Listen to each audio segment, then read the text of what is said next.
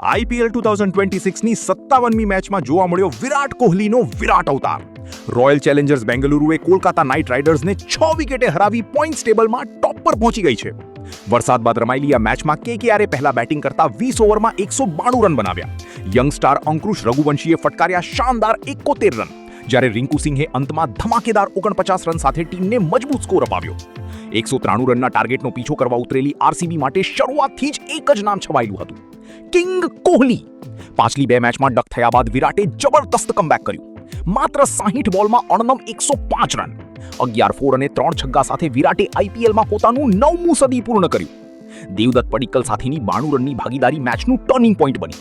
જોકે કાર્તિક ત્યાગીએ 3 વિકેટ લઈને કેકેઆરને વાપસી કરાવવાનો પ્રયાસ કર્યો, પણ કોહલી આખરે સુધી અડગ રહ્યો અને માત્ર 19.1 ઓવરમાં આરસીબીએ મેચ જીતી લીધી. કિંગ કોહલીનો ક્લાસ અને આરસીબી હવે ટોપ પર. આ વિડિયો ગમ્યો હોય તો લાઇક કરજો, મિત્રોને શેર કરજો અને ચેનલને સબસ્ક્રાઇબ કરવાનું ભૂલશો નહીં.